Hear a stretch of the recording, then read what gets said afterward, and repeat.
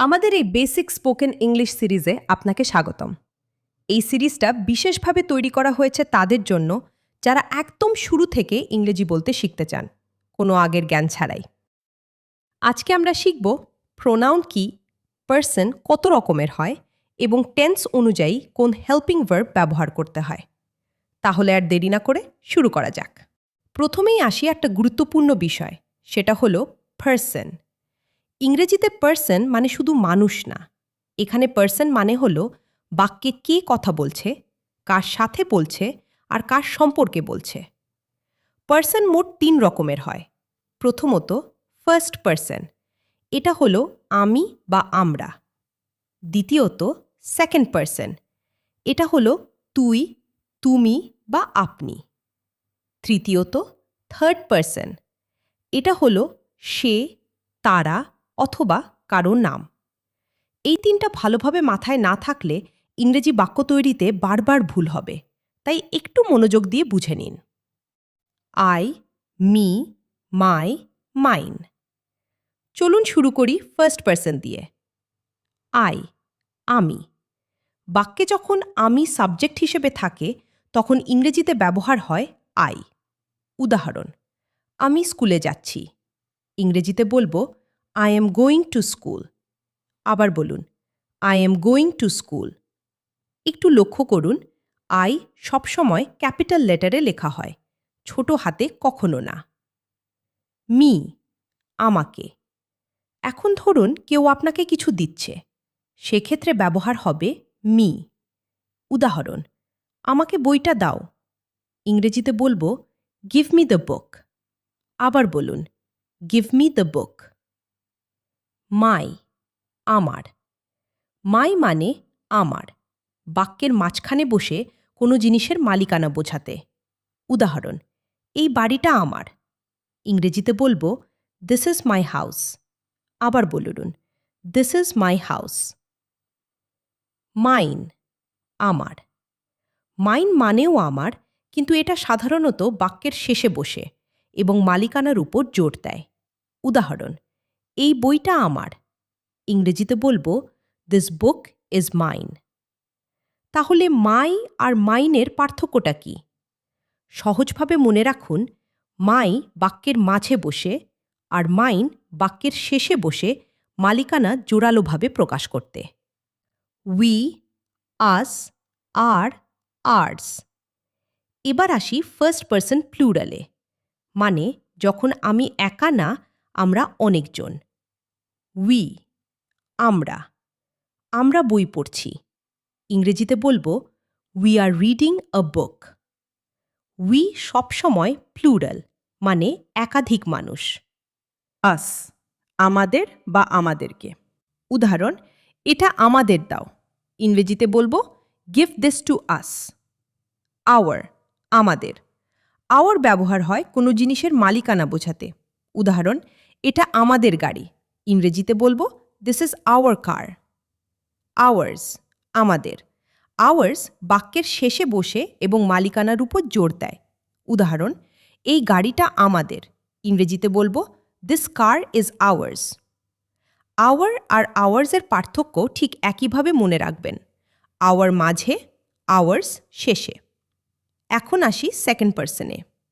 You, তুই, তুমি বা আপনি। ইংরেজিতে দারুণ একটা সুবিধা হলো তুই, তুমি বা আপনি সব কিছুর জন্য একটাই শব্দ, ইউ। উদাহরণ, আপনি কেমন আছেন? How are you? তুমি কেমন আছো? How are you? তুই কেমন আছিস? How are you? ৩টা বাংলার জায়গায় একটা ইংরেজি, অনেক সহজ তাই না? এখন ইউকে যখন প্লুরাল হিসেবে ব্যবহার করি, মানে তোরা বা তোমরা বা আপনারা বোঝাতে, তখন সাথে সাধারণত অল যোগ করা হয়। উদাহরণ, তোমরা সবাই যেতে পারো। You all may go. Your, তোমার বা আপনার। উদাহরণ, তোমার চোখ খোলো। Open your eyes. ইয়োর্স, তোমার, বাক্যের শেষে বসে মালিকানা বোঝাতে। উদাহরণ, এই বইটা কি তোমার? Is this book yours? এবার আসা যাক থার্ড পার্সনে। এটা একটু মজার। হি, সে বা তিনি। যখন কোনো পুরুষ মানুষের কথা বলছি তখন হি ব্যবহার করি। উদাহরণ, সে একজন ছাত্র, he is a student. She, সে বা তিনি, মহিলা, মহিলা মানুষের ক্ষেত্রে শি। উদাহরণ, সে একজন ছাত্রী, শি ইজ এ স্টুডেন্ট। ইট, ইহা বা এটা, কোনো বস্তু বা প্রাণী বোঝাতে ইট ব্যবহার হয়। উদাহরণ, এটা তাকে দাও, গিভ ইট টু হার, অথবা give it to him. Name, যে কোনো নাম, কারো নাম ব্যবহার করলে সেটাও থার্ড পারসন হয়। উদাহরণ, টম লিসাকে ভালোবাসে, টম লাভস লিসা। এখানে লক্ষ্য করুন, হি, শি, ইট এবং নাম এই সবগুলো থার্ড পারসনের অন্তর্গত। এবার আসি থার্ড পারসনের প্লুরাল এবং অবজেক্ট ফর্মে। দে, তারা বা ওরা। উদাহরণ, ওরা কি বন্ধু? আর দে ফ্রেন্ডস? হিম, তাকে। উদাহরণ, আমি তাকে চিনি না, I don't know him. Her, তাকে, মহিলা। উদাহরণ, তুমি কি তাকে চেনো? Do you know her? His, তার। উদাহরণ, আমি তার গান পছন্দ করি, I like his music. Them, তাদের বা তাদেরকে। উদাহরণ, আমি তাদের কাউকে পছন্দ করি না, I don't like any of them. Their, তাদের বা ওদের। উদাহরণ, এটা তাদের গাড়ি, this is their car. Theirs, তাদের, বাক্যের শেষে বসে মালিকানা বোঝায়। উদাহরণ, ওই বইটা তাদের, দ্যাট বুক ইজ দেয়ার্স। একটু থামুন। এতক্ষণ আমরা যে শব্দগুলো শিখলাম, এই পুরো দলটার একটাই নাম, প্রোনাউন। প্রোনাউন মানে হল যে শব্দগুলো কোনো নামের বদলে বাক্যে ব্যবহার হয়। এখন এটা একটু সাজিয়ে নিই। First person singular, I, me, my, mine. First person plural, we, us, our, ours. Second person singular ও plural, you, your, yours.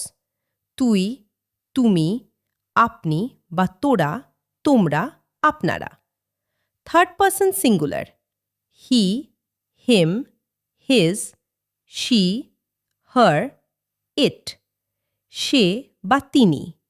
Third person plural, they, them, their, theirs, তারা। এই তালিকাটা একবার লিখে রাখুন, পরে কাজে লাগবে। এখন আসি সবচেয়ে দরকারি অংশে। হেল্পিং ভার্ব মানে হলো সাহায্যকারী ক্রিয়া, যেটা মূল ক্রিয়ার আগে বসে বাক্যকে সম্পূর্ণ করে। প্রেজেন্ট টেন্সে কোন প্রোনাউন এর সাথে কোনো হেল্পিং ভার্ব ব্যবহার হয় সেটা মনে না থাকলে বাক্য ভুল হয়ে যায়। আই এর সাথে ব্যবহার হয় এম, হ্যাভ। উদাহরণ, আমি নিশ্চিত, আই অ্যাম শিওর। আমি পড়তে যাচ্ছি, I am going to study. You এর সাথে ব্যবহার হয় আর, হ্যাভ। উদাহরণ, তুমি পড়ছ, ইউ আর রিডিং। উই এর সাথে ব্যবহার হয় আর, হ্যাভ। উদাহরণ, আমরা খুশি, উই আর হ্যাপি। দে এর সাথে ব্যবহার হয় আর, হ্যাভ। উদাহরণ, তারা ইউরোপে চলে গেছে, they have gone to Europe. He, she, it বা যে কোনো নাম এর সাথে ব্যবহার হয় ইজ, হ্যাজ, হ্যাজ বিন। উদাহরণ, সে মিথ্যা বলছে, হি ইজ লাইং। সে এখানে অনেক দিন ধরে আছে, she has been here for a long time. এটা একটু কঠিন মনে হতে পারে, কিন্তু বারবার চর্চা করলে একদম মুখস্থ হয়ে যাবে। এবার আসি পাস্ট টেন্সে। পাস্ট টেন্স মানে অতীতে যা হয়ে গেছে তার কথা বলা। আই এর সাথে পাস্ট টেন্সে ব্যবহার হয় ওয়াজ, হ্যাড, হ্যাড বিন। উদাহরণ, আমি সেখানে ছিলাম, I was there. You, we, they এর সাথে ব্যবহার হয় ওয়ার, হ্যাড, হ্যাড বিন। উদাহরণ, তুমি সেখানে ছিলে, ইউ ওয়ার দেয়ার। তারা খুশি ছিল, they were happy. He, she, it বা যে কোনো নাম এর সাথে ব্যবহার হয় ওয়াজ, হ্যাড, হ্যাড বিন। উদাহরণ, সে অসুস্থ ছিল। She was sick. সহজ উপায় মনে রাখুন, আমি এবং সে একা হলে ওয়াজ, বাকি সবার সাথে ওয়ার। ফিউচার টেন্স মানে আগামীতে যা হবে তার কথা। এখানে সবচেয়ে সহজ নিয়ম, সমস্ত প্রোনাউনের সাথে মানে I, you, we, they, he, she, it সবার সাথে একই হেল্পিং ভার্ব ব্যবহার হয়। সেটা হলো উইল এবং উইল হ্যাভ। উদাহরণ, আমি যাব, আই উইল গো। তারা আসবে, দে উইল কাম। সে পড়বে, শি উইল স্টাডি। দেখলেন তো, ফিউচার টেন্সে কোনো ঝামেলা নেই, একটাই নিয়ম সবার জন্য। তাহলে আজকে আমরা শিখলাম প্রোনাউন কি এবং কোন শব্দগুলো। প্রোনাউন ফার্স্ট, সেকেন্ড আর থার্ড পারসন কাদের বলা হয়। প্রেজেন্ট, পাস্ট আর ফিউচার টেন্সে কোন প্রোনাউনের সাথে কোন হেল্পিং ভার্ব ব্যবহার হয়। আজকের ক্লাসটা বন্ধুদের সাথে শেয়ার করুন যারা ইংরেজি শিখতে চায়। আর পরের ক্লাস মিস করবেন না, সেখানে আরও দরকারি কিছু নিয়ে আলোচনা হবে। সেদিন পর্যন্ত ভালো থাকুন।